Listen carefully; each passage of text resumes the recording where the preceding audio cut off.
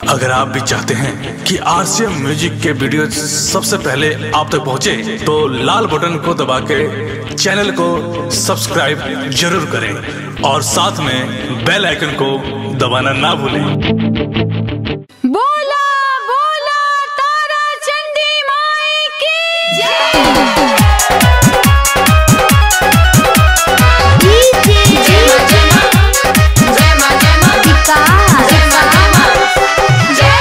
भगत के भीड़ तो तमाम भइल बा, हाली चलो नाही जाला, रास्ता जाम भइल बा, जाम भइल बा। इहाँ भगत के भीड़ तो तमाम भइल बा, हाली चलो नाही जाला, रास्ता जाम भइल बा। हम खोजी कहाँ देवी दरबारवा में, हमर भौजी भुलैली मई हरवा में, तनी कह दिए लौन से लौन सरवा में, हमर भौजी भुलैली मई हरवा।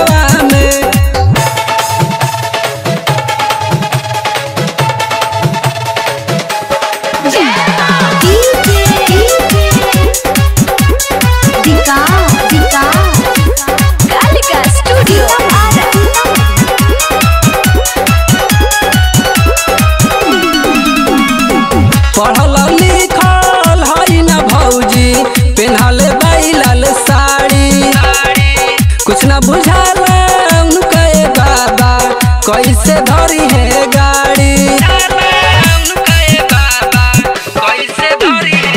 पढ़ल लिखल हई न भौजी, पेन्हले बैलाल साड़ी, कुछ न बुझाल उनके बाबा, कैसे धरी है गाड़ी। नइखी घूमल कब नई हरवा में, हमर भौजी भुलैली मई हरवा में, तनी कह दिए लौन से लौन सरवा में, हमर भौजी भुलैली मई हरवा में।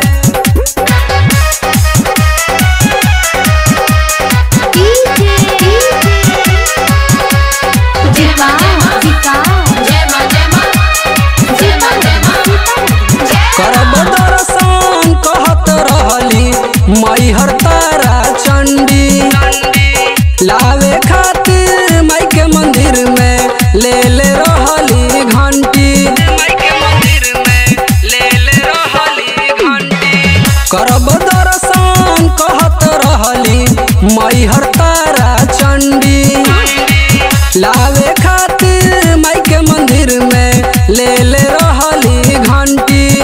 फूल ले रही अड़ौला चरवा में, हमर भौजी भुलैली मई हरवा में, तनी कह दिए लौन से लौन सरवा में, हमर भौजी भुलैली मई हरवा में।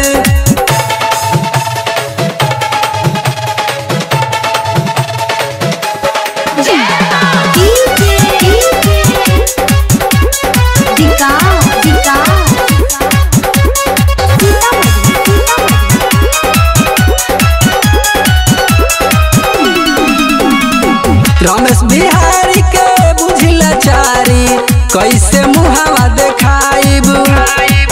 भैया रवि यदि जे पूछी है तो कौन बतिया बताइब।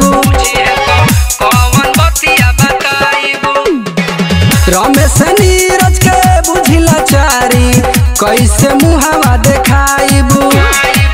भैया रवि यदि जे पूछी है तो कौन बतिया बताइब। एक भौजी बाड़ी हमारा घरवा